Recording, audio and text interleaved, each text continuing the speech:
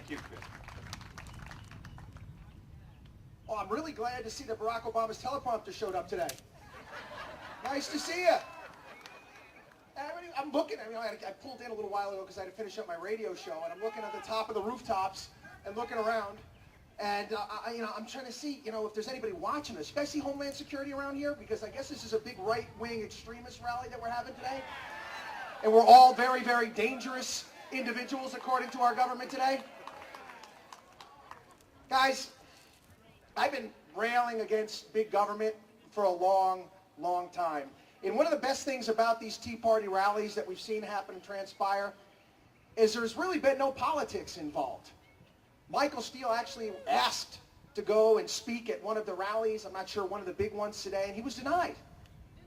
I am more upset with Republicans than I am Democrats. Because you know what?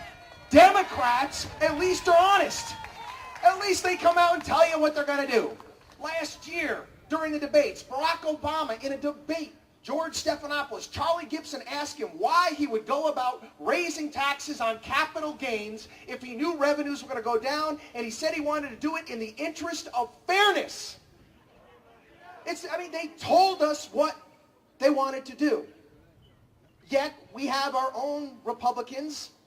We've got our governor, Charlie Crist, who loves Barack Obama. I guess forgot what the 10th Amendment to the Constitution is. No state sovereignty whatsoever.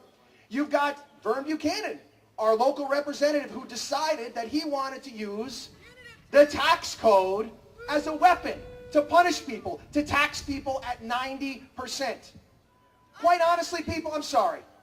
These representatives, they take an oath. They take an oath of office. They put their hand on the Bible and swear to uphold the Constitution of the United States. And when guys put their hands, women, men, and they lie, they don't deserve your vote.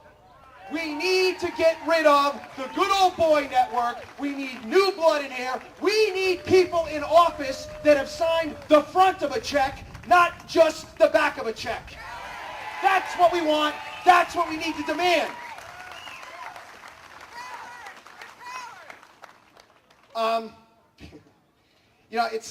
It's fun.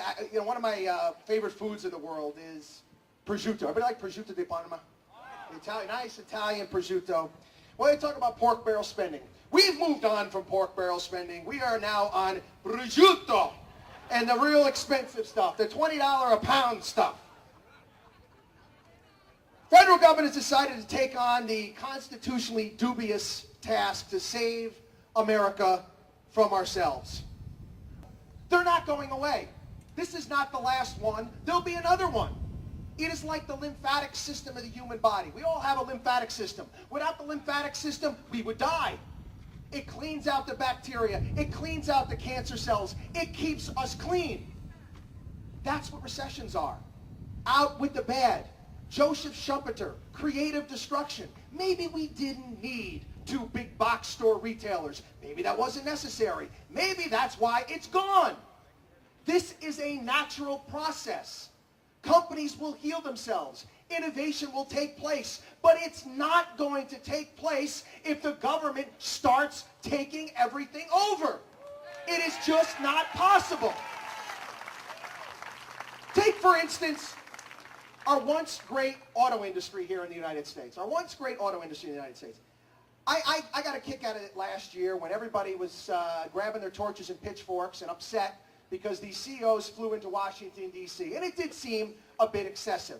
And you get the usual suspects there. You get Barney Frank, the banking queen. You get Chris Dodd. You get the usual people there that are, they're usual nonsense.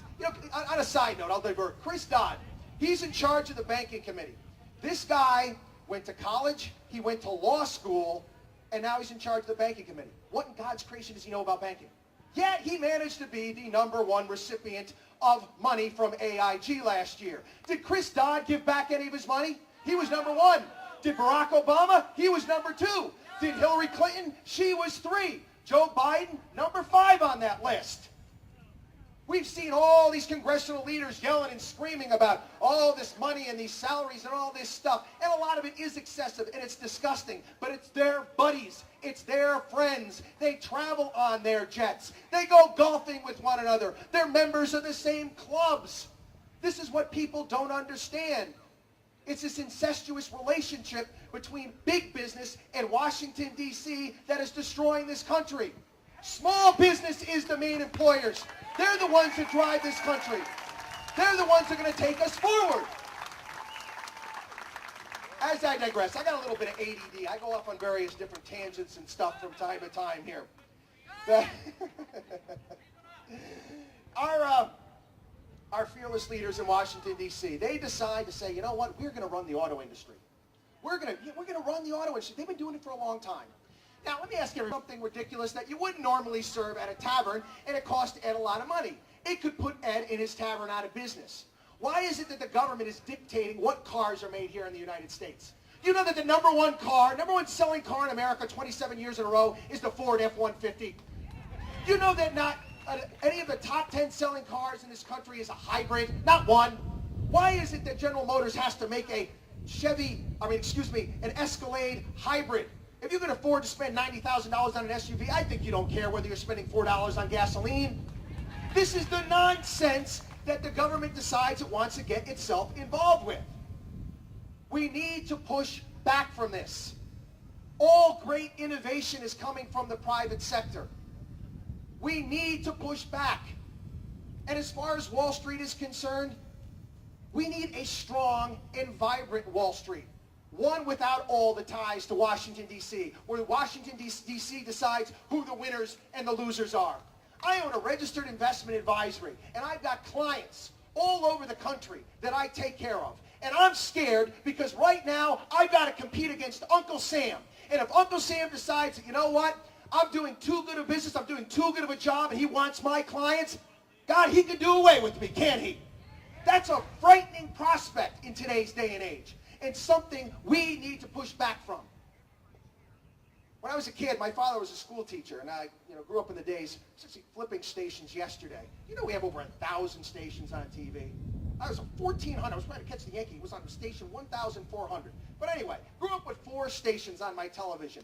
My father was a school teacher. No VCRs, none of that stuff when I was growing up. He used to bring home reel-to-reel projectors when I was a kid on Fridays, and it was really a neat experience, and we always used to look forward to it. And we'd invite our friends over, and we'd sit there, and we'd eat popcorn and watch a movie, and it was always old movies that my dad would go to the local public library and get. And I remember one of the movies was, and I'll never forget, it was Steve McQueen's The Blob.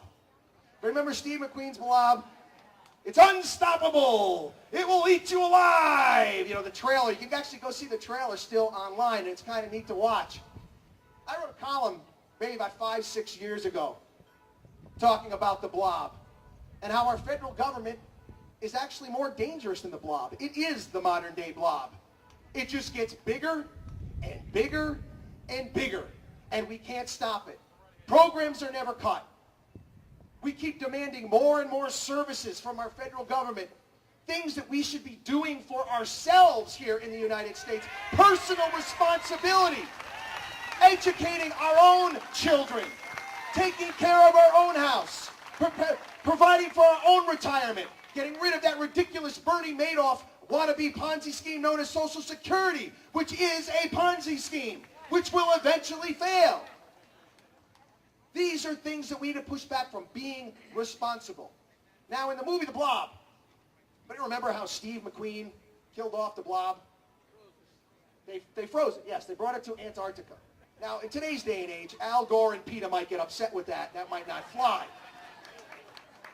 But we've got to come up with something magical to get rid of our modern day Blob. And you know what? I think it's starting right here. I think it starts right here. God bless you all, everyone. Thank you for coming out. We'll see you all around Lakewood Ranch.